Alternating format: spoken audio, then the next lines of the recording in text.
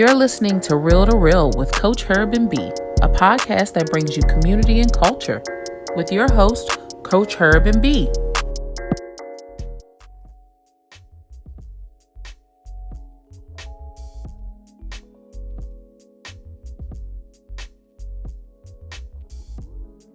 Hey, what's up, y'all? This is Coach Herb and my girl B, as usual, and we are joined by Mr. Ben in the background and Mrs. Taylor.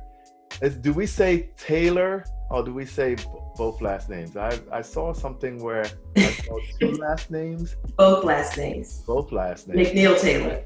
McNeil-Taylor. It's a mouthful. Ooh, yeah. So is that when you tell somebody, look, I'm Mrs. Tana McNeil-Taylor, and you better listen to me. Oh, I don't do it with all the neck. Oh. I wasn't sure. I had to ad lib, so You added a little extra feel to it. I was just like, hey, sometimes you No, the worst thing is actually my first name. Nobody's ever heard of Tana before, so I get Tana and Tana and Tanya and Tanya and anything. I just answer anything with a T. So that's even better, right? No, not really. But it's Tana, like Dana. Yes. Yes. Oh yeah. And so we want to have you go ahead and introduce yourself and why you are recording with us, of course. Okay. Well, hello everybody. My name is Tana McNeil-Taylor. And I am the owner, creator of Shea That Again, which is a local company. I'm here in the Herndon area.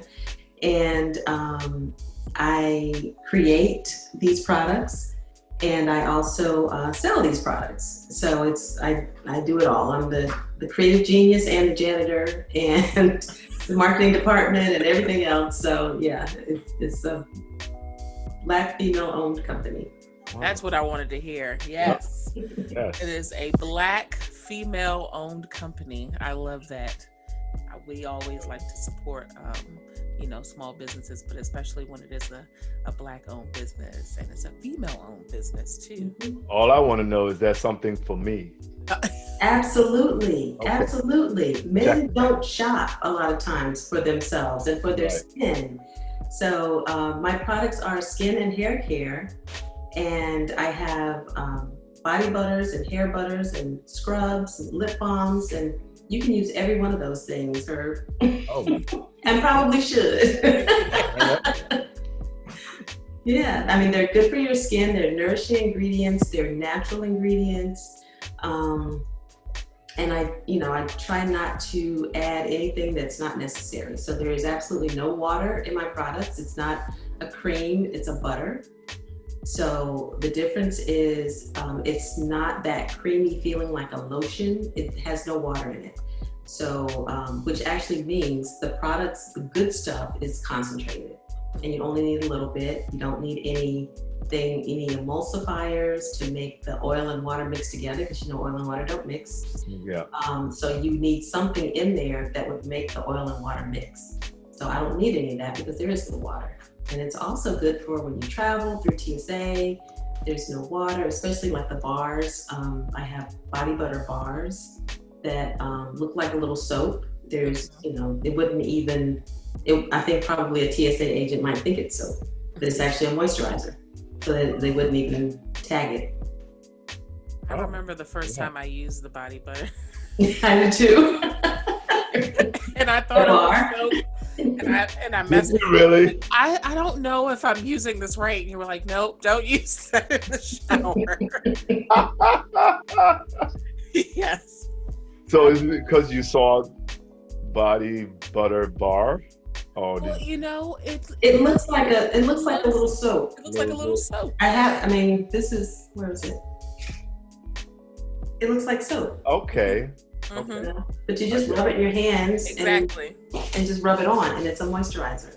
Oh, excellent. I was in the shower like, yes, all right, this feels great. And it was not lathering, was it? But your skin probably still felt good, but it wasn't clean. Right. Maybe we should, I think, does your other half, Does he use it? Does he use? He uses the body butter. Body butter. Okay. Yeah. Okay. And he doesn't use the scrubs or anything like that, but yeah, he uses the body butter, and sometimes he'll use the bar, because I usually keep one by the sink. So, you know, after you wash dishes or whatever, it's just convenient sitting there. But it does look like a bar of soap sitting in a dish. Yeah. I mean, it's actually a very cool concept if you think about it, because you just grab it, rub it, and put it back in. It's really convenient. Yeah. And I have a little tin that you can purchase, you know, carry it in your purse or backpack or something. Yeah, because like if you think about it, it's like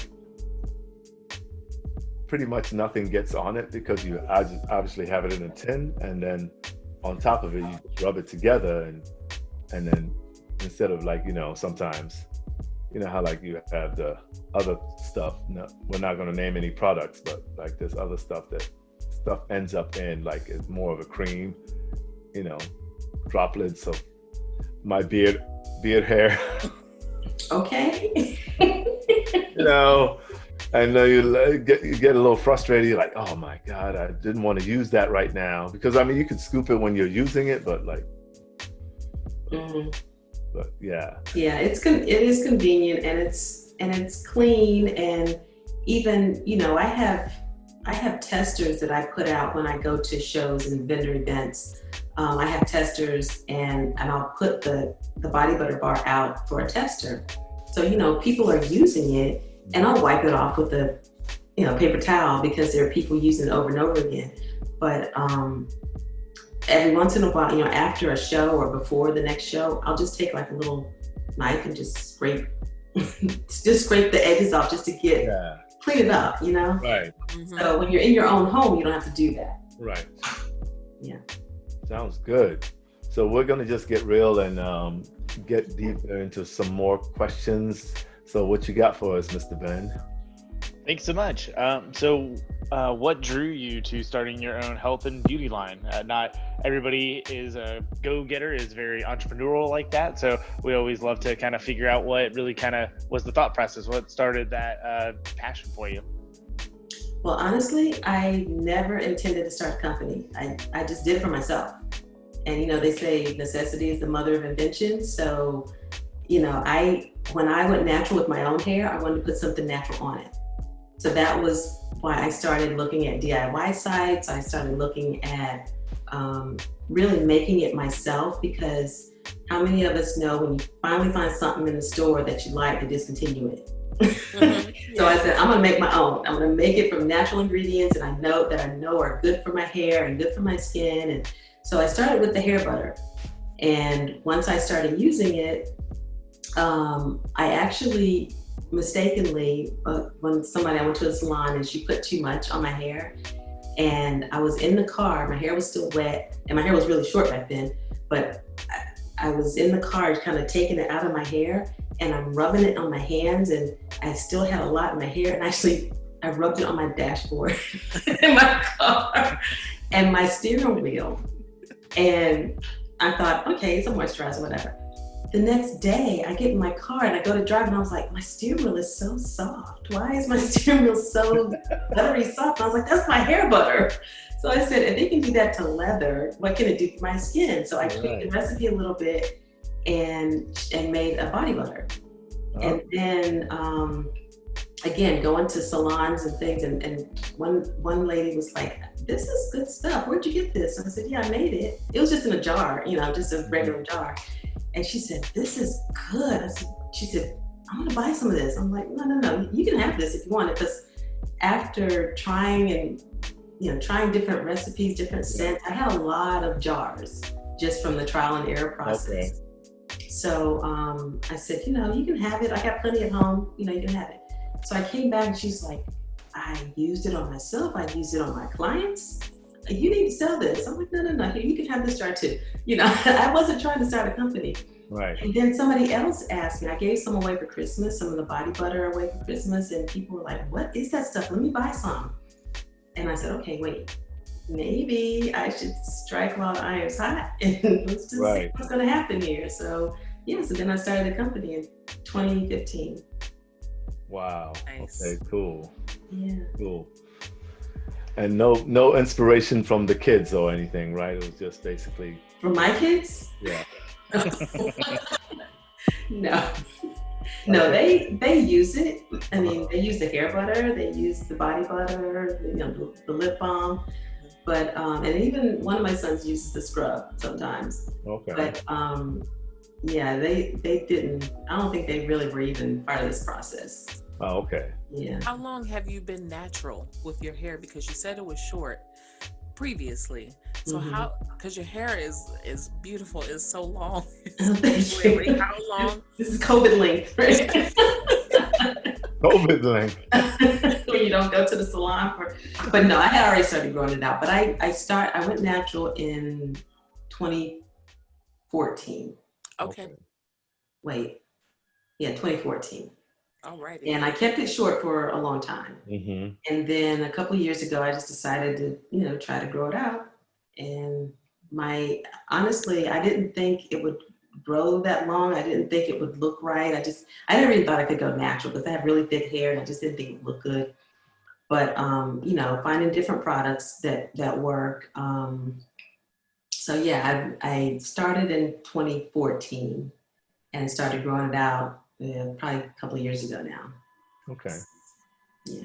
Okay. Because it's a process, and every It time is a process. It's a journey. That's you hear people talk about your hair journey. Yeah. It is a journey, and it's not necessarily a destination. Because once I get tired of, I like the length because I can do different things with it, and it's versatile, and I like to do that. But after a while, I'm like, okay, I'm tired of doing this. Let me just cut it off again. That's what I used to do when it was straight. When I straightened it, So I would wear it for a while, change it up, wear it for a while, change it up. Yeah. I wish I could say the same, but you can. You are natural. You have a goatee. You trust have me. the mustache. It's natural, all right, but the rest, it's naturally gone. It is. But you keep it oh up, well, man. But you can change up your beard too. Yeah. I mean, that's what I'm thinking about the body butter or the hair butter, and maybe because I was actually debating on why my beard, in the morning obviously is great because after the shower and everything, but during the day you can just feel like it's getting dry and dry and dry, and so I was actually in the market for something, but I'll bring you a little sample. I haven't had anything. Yeah, that would be great because I've used a couple of things and it just doesn't last. And so, I've tried other moisturizers and all this other stuff, and that means my it wife was wasn't like, right for you. Yeah, so it's just that my hair it dries up a little bit, I guess. But I would like to have something that'll keep it moist and looking good. So that's all I got left. So I gotta you gotta work it. I gotta maintain it. So that's right. That's right. I mean, that's really a good point because a lot of guys don't really think about maintenance for their skin or for their hair. You just wash it and go, right? And it's not a thought, it's not really a big deal for guys, but I think it could be something simple. Even my sons in their 20s, they don't really think about moisturizing their face, right?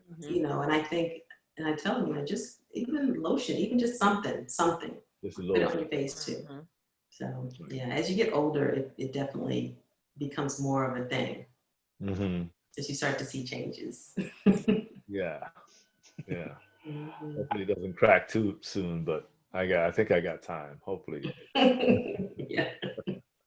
Now, Tina, I thought it was really interesting quote that you used about necessity being the mother of invention, because during this time of COVID, a lot of people have free time. There's a lot of changes in everyone's life with work going on, or even taking a pause for a lot of people during this time. So for people who are looking to start their own small business or start a venture like this and kind of just see where it might take them, I think would be really great for them to hear if there were any really tough parts of starting out your own small business that you were able to kind of persevere and get over that hump, because it does sound like a lot of people were almost dragging you into the business, asking you for those supplies and wanting the secret of things that you're doing that are, that they really love. So I was just kind of interested to kind of hear your part of what was really hard and how you were able to kind of overcome. Okay. Really, I mean, the worst part for me is the business side. I like the creative part. I like to figure out recipes and figure out mixtures and what works and what doesn't and textures and all that. That part was fun, and scents. That part was fun for me. And I used to say, when I first started the company, if people would just come up and knock on my door and ask to buy the product, I'd be happy. I don't have to do anything else, right? It doesn't work that way. So the business side, the accounting is not hard, but I just don't like doing it. It's just monotonous. So that's hard. Marketing, I have no clue. And I don't know anything about marketing. So that's been a hurdle, and it still is. But as far as just actually starting the business, it's just a lot of research, just being organized and looking up the information for your county, for your state, doing everything so that it's, by the book, just getting everything done and registrations and all that it's really just a matter of looking things up and just being kind of methodical about getting it registered. And then after that, it's educating yourself about, depending on what your background is. I was computer science, so I didn't know anything about any of this. But educating yourself on what you need to know just to get started. You don't have to know everything to get started. And I think that maybe holds some people back too, because I don't know everything about everything. But you're never going to know everything about everything. And if you let that keep you from doing what you want to do, you'll never get started. So just to be able to get started, just to say, okay, even though I have no customers, even though I have no website, even though I have, I'm going to start my business, I'm going to register my business. And from there, I'll look for opportunities to sell my products. And that's really what I did. Wow, cool. Awesome. You had mentioned during that that one of your main kind of passion is your creativity side, which I definitely can relate a lot to. I do like being very creative when it comes to working with the kids and everything else that I do around the Y. But how, to give us a little peek behind your mind, how do you come up with your scent combinations for the different products that you do? My scent combinations? Yep. That's a secret. Right? Really? That's proprietary. No, I really just go for things that smell good to me. I mean, I don't know what smells bad, or I don't know what smells, I don't know how to say this. I don't know what smells bad if it doesn't smell good to me. Sure. If it smells bad to me, it may smell good to somebody else, or it may smell bad to somebody else, but I don't know that. So I tried to make, like, for instance, I don't like coconut. I do not like this. I like fresh coconut. I don't like coconut scented things. Okay. I also don't like vanilla scented things. And they're very similar to me. Like artificial coconut smell and artificial vanilla smell are almost the same to me. And I don't like them. I do like real vanilla, like vanilla extract. Like beans? Vanilla beans. Mm-hmm. But, and you can get vanilla essential oil that smells like vanilla extract. But I started to try to make a scent like that. I made a vanilla lavender early on. And in theory, it's good. With real vanilla essential oil, it smelled really good. Mm-hmm. But vanilla essential oil is really hard to get. And all my suppliers, they never had it in stock. Oh. And then when I used it, I had to use a ton of it because it was a very light scent and it was really expensive. Mm-hmm. So I tried an artificial vanilla fragrance oil, and I did not like it. And so I made this vanilla lavender and gave some to a friend who said she loved vanilla. I couldn't stand the way it smelled. I gave it to her and I said, "What do you think?" And she said, "I don't smell vanilla." And that's all I could smell was vanilla. So I said, okay, this is not gonna work. I need to go for things that smell good to me. So I don't know how many different, especially fragrance oils. There's a million fragrance oils that you can buy. And fragrance oils are synthetic So they're not natural. And I do use some things that are synthetic in some of my products. So I bought so many of those things just to test out, what they smell like. Some of them are really, really strong, like overpowering. And so it's just trial and error. A lot of my creative process is trial and error. So for the scents, I kind of found some that worked. I let go of a couple. I'm still thinking about other ones that kind of swirling in my head, but I just created a new hair butter scent called tea tree and mint. Okay. Tea tree is really good for your hair and good for your skin, and has some antifungal properties and things that are really good for you. And then tea tree kind of naturally goes with a peppermint. So that was the thought behind that. I like the sound of that. Yeah. Mm-hmm. I would like to try that. That's you want the sample of? I would like to try Yes, that sir. first. Herb can be your guinea pig for all your scents. Oh yeah, I do. Yeah. Yeah, and I actually thought about making a scent just for men. Uh-huh. A lot of my scents, like almond mint, is really good for men. Right. Zesty lime is good for men. Mm-hmm. Fresh is kind of a lotiony kind of smell. It's good for men, good for everybody. But those are scents that are kind of androgynous, like anybody could use them. Yeah. Mm-hmm. I tried once to do a man scent, and I gave it to my boys. Oh. And they didn't use it. Uh-huh. I didn't like it. Again, it was I didn't like how it smelled. I thought they would because it smelled like a man. I don't know. Right. And and they didn't like how it smelled. And so, but it was one of those artificial scents that it's just right. didn't work. So, do you have any special like holiday scents or anything when the holidays come around? Like, because you know how everybody's doing like pumpkin spice or something like. Yeah, I don't. I don't. I thought about that. I mean, all these things, it's been a few years now with my company, and I've swirled around so many different ideas, but I thought about doing something like that. The issue is a lot of the holiday scents don't necessarily translate to body scents. Okay. Like I love cinnamon for the holidays, cinnamon and fir. I love those smells, and I have those essential oils, and I mix them up and spray them around the house. But I don't know if I want it on my body. Right. So I could probably create something and call it a holiday scent, something that's kind of, I don't know, light, bright, sparkly kind of scent, but I don't know if it would necessarily be traditional. I don't want to smell like pumpkin spice. I mean, I don't. Some people do. I mean, they have those scents for products. I don't. I love cinnamon, and I have a cinnamon lip balm, and I love the way it smells. Mm-hmm. But I don't know if I want that on my body. I don't know. Maybe I do. Maybe your hair. I don't know. Maybe. Cinnamon can be strong. Cinnamon can be strong, and I love cinnamon. I mean, I love to eat cinnamon. I love the flavor. I love spicy spices like that. Right. Warm spices, ginger and cinnamon. I do have I have an orange ginger. That's my favorite scent. Yeah, it's my absolute favorite. You have an orange ginger.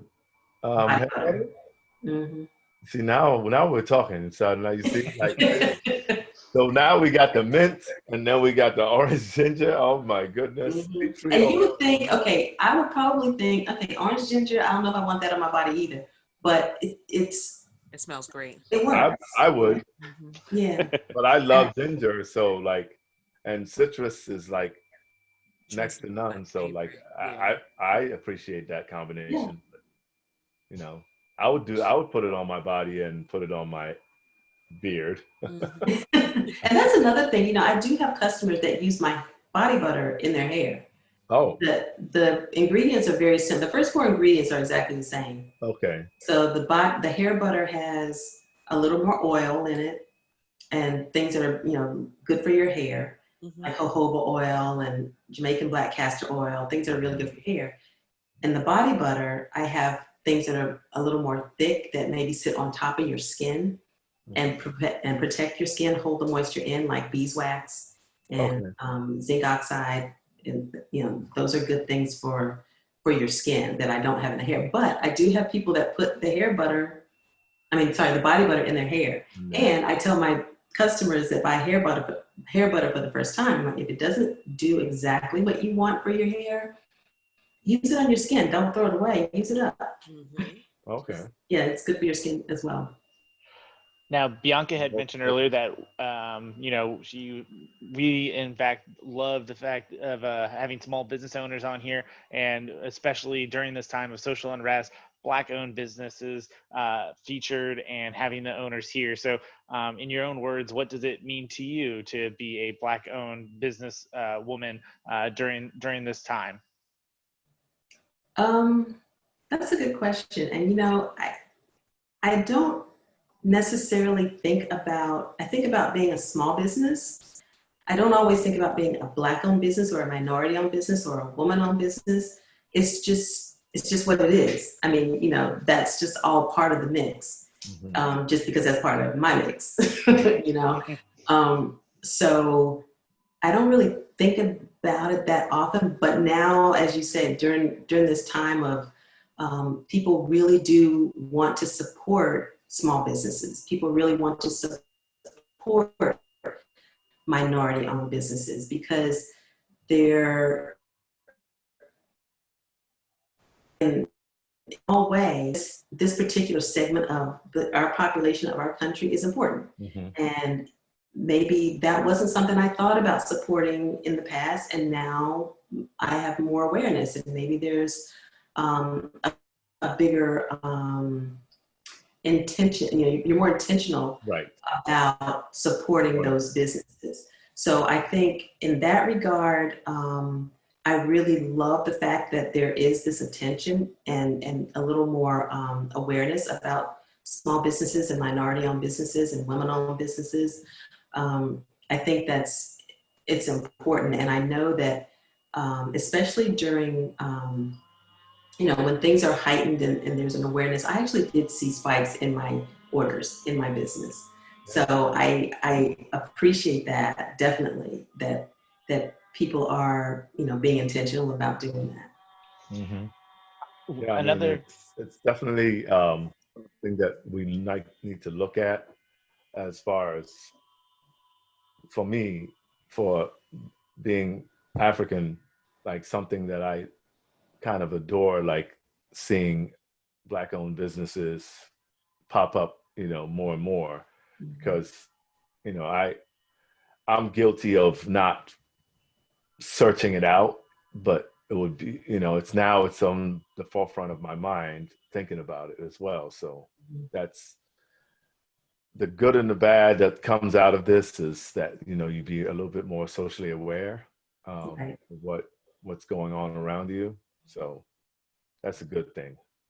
And I really do believe that once people started talking about racial unrest and racial injustice and racial inequality, people, like you said, people were looking for an opportunity. So there were, there may be, I don't know, friends of mine that were thinking, oh, let me think of what Black-owned business can I support, and maybe wouldn't even think that way before. Right. It's just, oh, I need this. Let me go to Amazon, because that's what we all do, right? Yep. But to say, let me think about it, and then say, oh, I know Tana owns a business. Let me go and see her website. That I think I saw a lot of that happening. Yeah, I know. Hopefully we'll see a lot more. Yeah, I definitely had my moments where, or still have them, where I go through the house and I'm like, okay, so where can I purchase this from someone who I know, who's a small business, and just support them. Right. Because it's easy. It's so easy for us to just go to Target and get it. Yeah. Like you said, or go to Amazon and get it. And 9 times out of 10, you're going to be unsatisfied with the product that you purchased from Target. No, nothing against Target, but Well, no, but I mean, we don't have to slam the other products. They got good products. I go to Target, I buy stuff, But I'm just saying, to really be intentional again, to think about okay, yeah, I am going to Target, and even though I could get this thing at Target easily because I'm already there, I'm going to intentionally go to this other place, this other website, or this other store, or whatever, because I want to support them. Right. So it's actually even more. I'm more grateful for it because it is easier. I'm a convenient shopper. You know, if I happen to be close to this grocery store, I'm not going to have loyalty to the one across town Right. that I normally go to because I just happen to be close to this one. So, you know, I do that. I mean, we're trying to save time. We're trying to get things done. Yeah. But yeah, so it means even more being a Black-owned business when you see that people are intentionally supporting you, and I'm really grateful for that.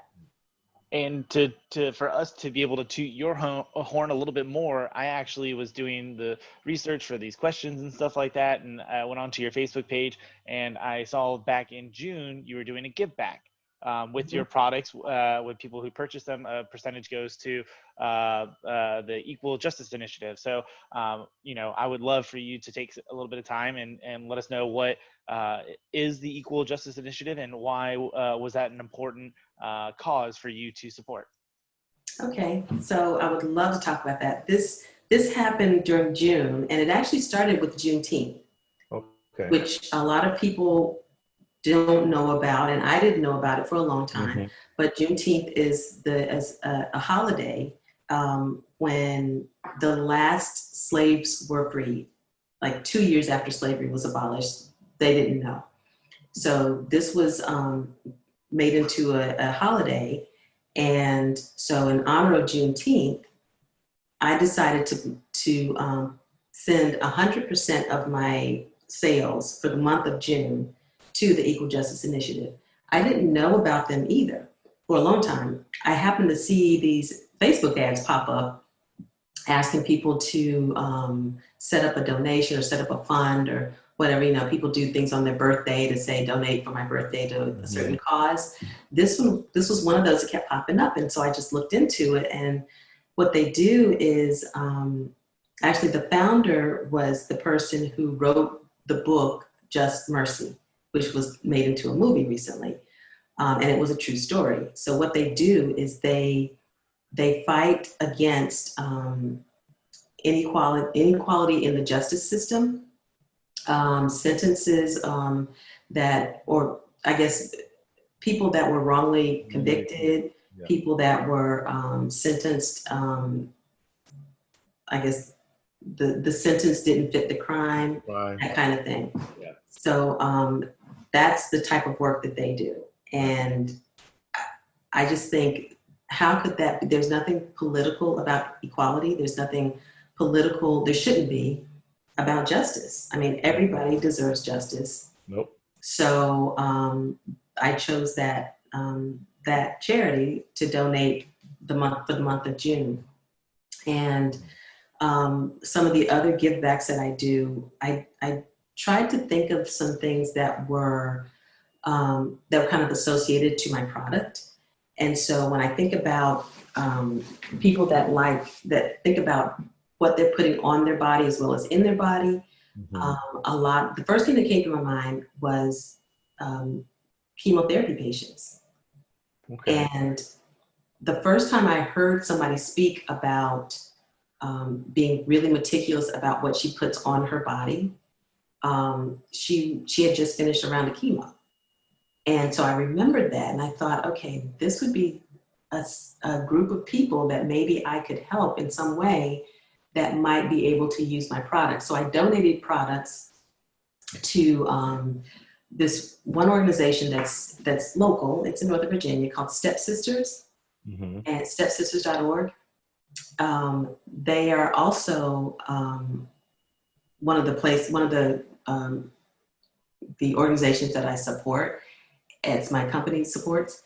And what they do is they are kind of boots on the ground, hands-on. It's not only donating to research, and research is wonderful, it needs to be done, but they are actually helping the actual patients, the people that are going through these treatments. They go to the grocery store, they take them to the doctor, they clean their house, they do all these things for them. And I think that's really important, to be right now, this is what I need today type of support. Right. So that's another organization that I've supported in the past.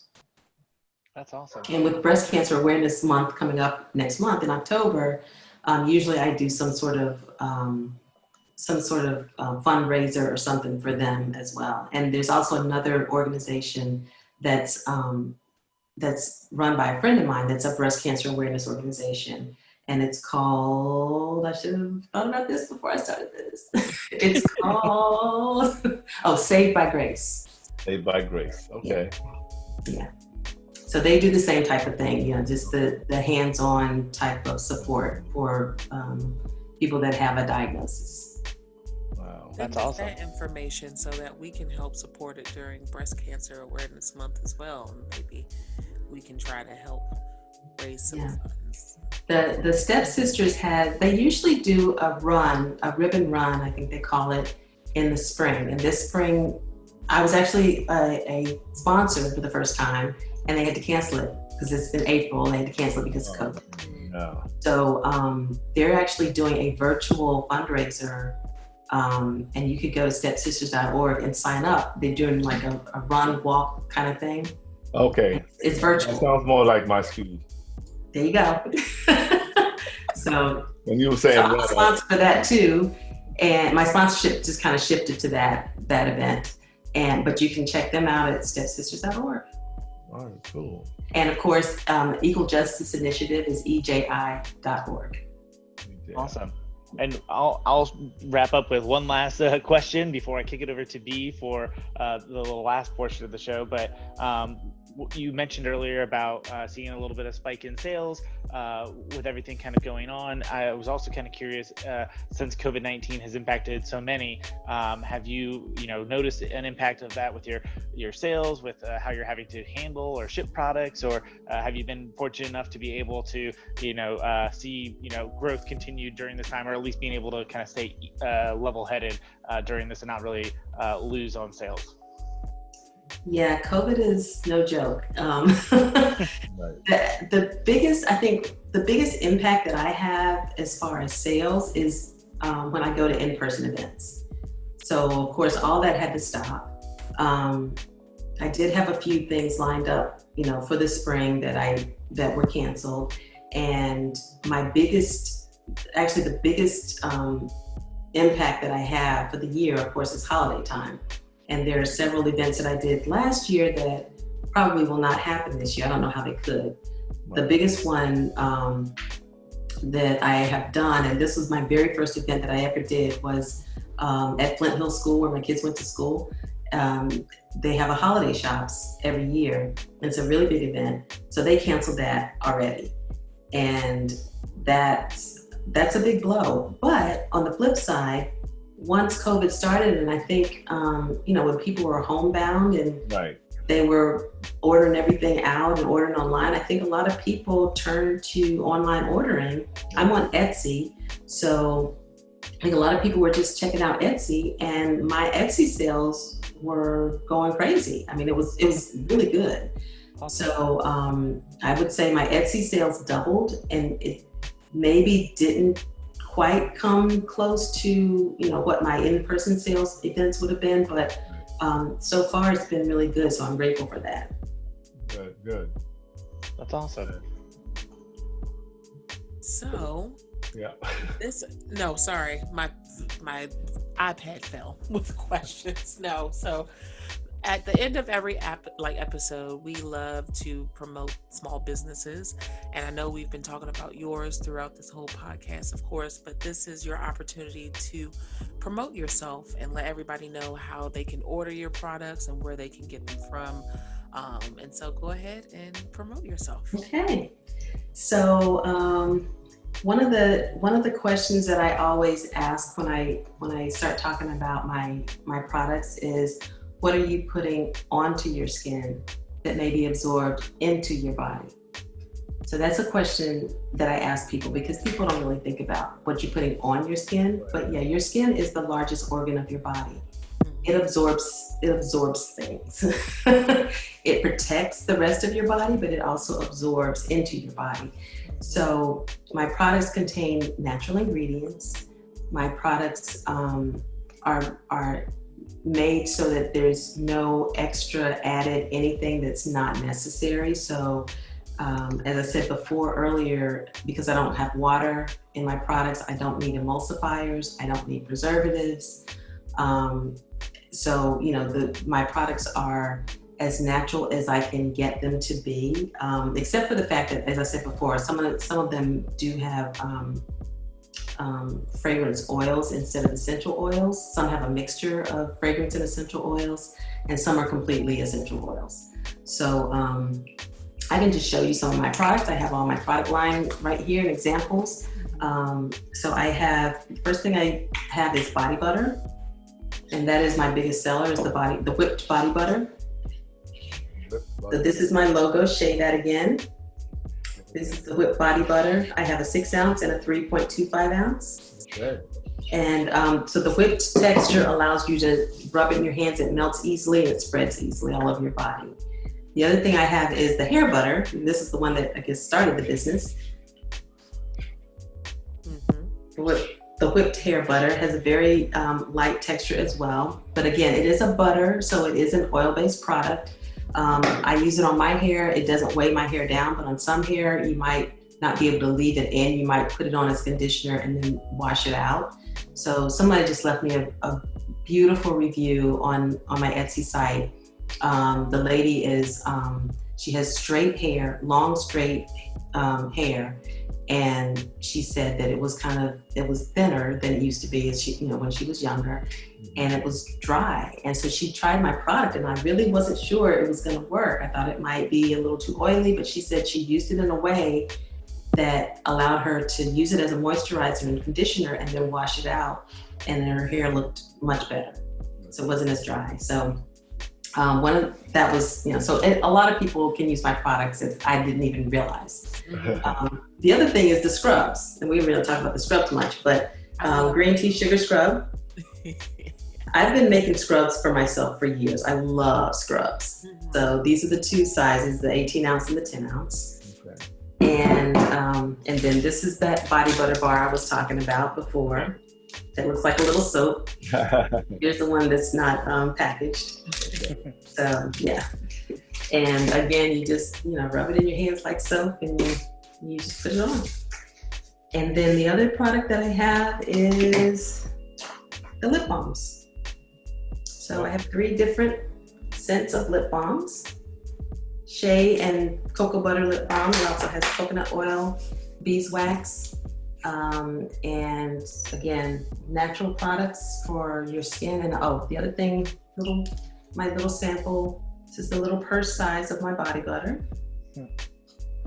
So that's my whole product line. All right. And I am on Etsy at shaythatagain.etsy.com. And you can also check me out on Facebook. Shea That Again. Can we also say how cute the label is? That it's also, if you hadn't noticed, it's also a speech bubble, which kind of goes along with the name of the product. Yep. Oh, okay. Yeah. So it's a speech bubble, and it kind of looks like a swirl of butter. Yeah. It's cute. I like it. So shout out to my graphic designer for that one. Her name is Angel. I love it. You do your own packaging? I do.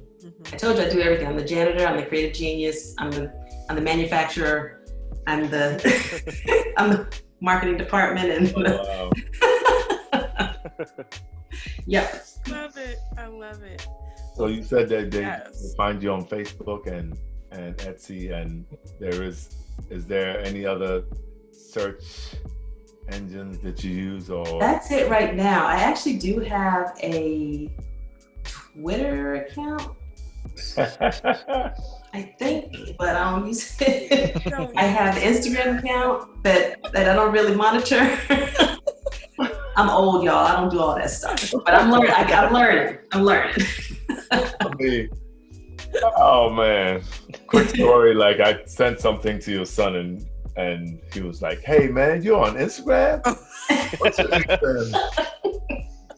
What's your Instagram name?" I was like, "Yeah, I'm on Instagram." It's like, oh, I see it. Thanks. Herb's favorite. Thanks, man. Herb's favorite. We're thing old, to be though. on TikTok. Oh, yeah. So, Yeah, forget about TikTok. yeah. Well, now you mentioned it. You better end the show quick because he's gonna get distracted. I might get distracted and be like, oh. I'm actually looking at Shea That Again right now. So I'm not Shea That Again. Shea That Again, yeah. Gonna get some body butter. I know, I'm looking. Mm-hmm. I'm like, look at this product line. So it's on Facebook and Etsy. Etsy, yeah. You can actually order it on Etsy. My Facebook page will point you. There's a shop now button. Mm-hmm. It'll take you And to it goes Etsy. straight to Etsy. Oh, I see it now. Yeah, it popped up on Etsy. Nice. Look at that. Well, thank you so much for joining us. Yeah. Thank you so much for the opportunity. This is a new, like I said, I don't do marketing, so this is like a big deal for me to be out there. So I really appreciate the opportunity. No, thank you. Yeah, and I mean the product looks great. I think hopefully people that see this will start to understand that you really need to moisturize head to toe, basically. It's a good thing. So take care of yourself, basically. Yeah. Take care of yourself. Yes. You only And get now, I mean, during this time, you got to take care of yourself. Right. Yes. Be healthy and be safe. On that note, thank you for joining us, folks, and thank you for joining us, Tana. And we'll be seeing you probably, maybe soon, because you're going to order some products. Well, yeah, that's it. But I mean, maybe at the bar, bar, like, usually we would see you several times, but now we don't get to see you that much. Yeah. We're not gonna hold you. Why he put you on blast about your workout routine? I'm saying. She did stop by and say hi, but I had to, the term pivot. I had to pivot. I'm doing online workouts. I'm doing my dance routine, treadmill at the house. So, making it work. Yeah, you're making it work. All right. Well, thank you for joining us, and thanks for joining us, folks. Like I said before, The Real to Real podcast is presented by Herbert Williams Beffo and Bianca Moskaitis. Our producer is Ben Runyon. Our technical director is Nick Patry. Audio and video lead is Megan Kottner. If you enjoyed this episode, please follow and like us on Facebook and Instagram at Real to Real, and subscribe to us on Apple Podcasts, Spotify, Podbean, or anywhere else podcasts are found. While you're at it, if you found value in this show, we'd appreciate a rating on iTunes. It's been real with Coach Herb and B.